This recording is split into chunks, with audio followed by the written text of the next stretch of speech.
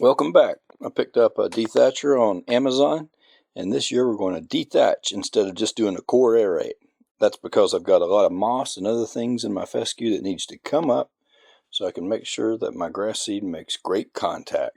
Alright, we're going to get started putting this thing together. If you're interested in which Dethatcher I chose, we're going to put a link in the window here down in the comments section. So check that out and check out that link. If you decide to purchase this one or anything else, follow that link over to Amazon and give it a look.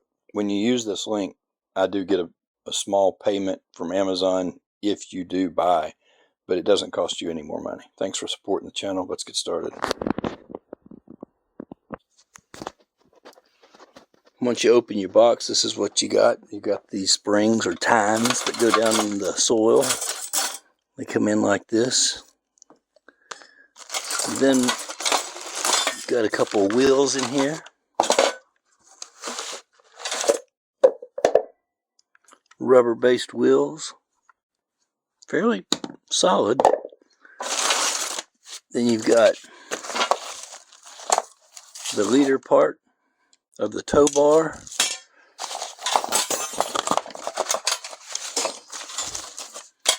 You've got whatever these two rods are for. More tines. Some metal brackets. Your plate that is going to, I assume, carry the weight of the blocks or whatever you put in there to give it a little more weight. And then you've got your lever. The handle already on it. The other thing that you got is some directions and who to call. No directions. Thank you for your purchase. Here's the directions. I chose the 40-inch model.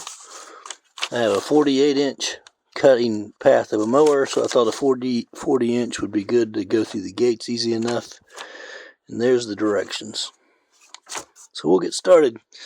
And I don't know, I'll judge how good the directions are in a moment. A little closer look at the directions.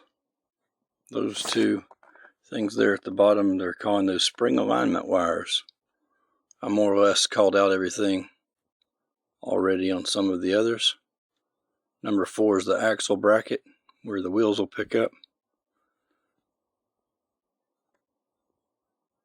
Then you've got a hardware diagram. One thing I didn't point out in the bag, I pulled it out with the springs or this bag of hardware, so you can match up everything there and make sure you have everything that you need.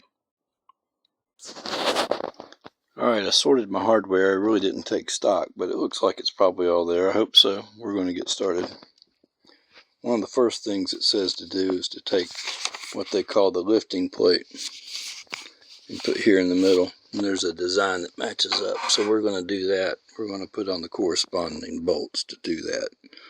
Some M8 20 bolts and hex nuts.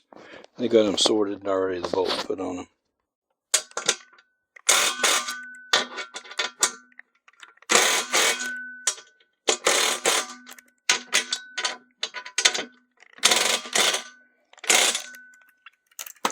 Got those on. There's 1/2 inch nuts on the other side. I pre-tightened before I showed you. That step's done. Now we've got this picture right here. We've got these small brackets here, here, here, and there, and the big brackets there and there. So I put them all there, and they're not turning the same direction they are in the picture yet because they said to leave them all loose. So they're all a little bit loose. I assume so it can line up with the steering gear and everything that you'll see over here in these. So you see how that comes in. It probably has to be at an angle. So we're not going to worry about having them tight, but we've got them all in the right holes. Let's go to the next step. Then your next step is going to be to put your hitch arms on and line those up. And then you start to use your carriage bolts right here. That's a carriage bolt, meaning it's got the little square indentation on it too that goes into the top. So put those up there, plus a lock washer on the outside, plus the nut. And then using these same others, I put those there. They call these angle brackets. They call those hitch brackets. It's supposed to be two different sizes of bolts, but that size and that size for all these that you see, except for start to use the carriage bolts on those two. It's supposed to be two different sizes, but I believe they put all one size in there. It confuses things a little bit, but we're still going along. So the next steps are to use these brackets on your hitch arms out here. So the idea there is to use the, what they call those, the 30 length screws. You only have two of those bolts, put them there, and to leave a gap, because that gap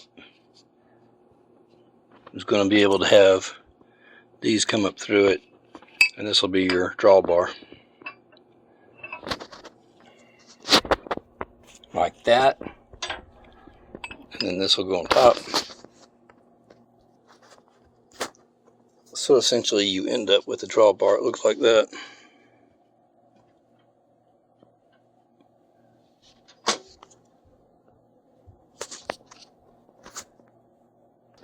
Next you want to put your tire bar on. Have that angle going like that. A lot of these they say tighten up and then loosen it up so it has play in it.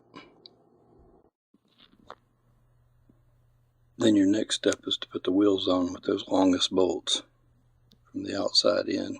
They have a lock washer on them. There's no mistaking those longest bolts. You can tighten those all the way up. Then your next step is to put on these 10 tines back here. You put them on just like this. You take one of these carriage bolts, you insert it from the bottom, then you put the flat washer and the lock washer on top, as well as that nut. And these indentions right here will hold this in place. I don't have this one quite tightened up, I will. So you want to do that times 10 in the case of the 40-inch. So now you have all 10 on, and you tighten them up. That takes a 15mm socket or a crescent wrench or whatever you have. Then you take those two long wires. You see this wire? And you feed it in from one side. It already had a hook on it on one end. And it says to bend it on the other end. I guess the purpose of that is to keep all the springs aligned. And probably in case you drop one of them, you don't lose it in the yard. So I did that with the back one as well. And yes, there's enough room to run it between the hitch arms. Then you want to flip it over for this next part. And the next part is to put that arm on. This step right here. So we're going to work on that now. So then the final step is to put this hitch bracket on here. I think it can go on either side. And then you attach it with two carriage bolts here, lock washer, and a nut. And then this is one of those regular nuts and bolts and nuts. So now you'll need to tighten it back up in those areas where it was left untightened. One area where you can't tighten it up too much is right here and there, or your wheels won't pivot. And then this will allow your wheels to pivot. And then you're just about good to go. The next sheet says adjustments, and that is what I meant by tightening up things where they need to go. So that concludes this phase. Now let's put it into practice out in the yard. So we've got it hooked up using the hitch pin that came with it. The idea is to put blocks on it or something similar to give it weight.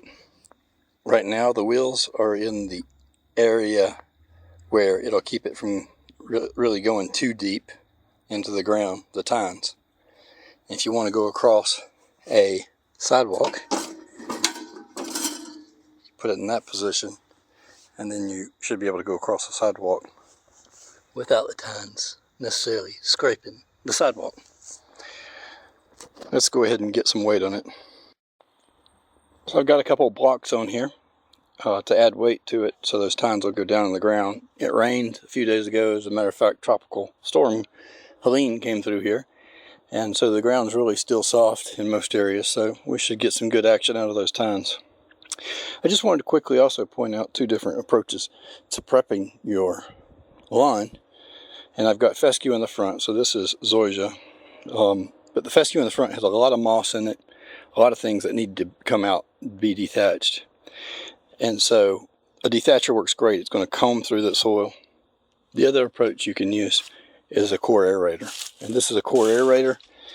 And you can know it's a core aerator because it takes these plugs out, because the tines are circular shaped or semicircular shaped. It takes plugs out and creates holes in the yard. And the idea is that the plugs fall out all over your yard. When the rain comes, they also wash in. So it gets a double effect. Holes in the yard, so grass seed can go in there, and nutrients and water. And then secondly, the dirt that it pops up on top in the form of plugs also, when the rain comes, will basically disintegrate and cause that dirt to fall on top of maybe seed that you put out. So the idea is to do this before you seed, or that before you seed, and then it ensures your seed takes root. I've deemed that this year I want to do the dethatching mainly. I might still do some core aerating to the front yard, but so I'm going to use this. Let me take this over to a section of the yard that I'll show you that is in severe need of dethatching.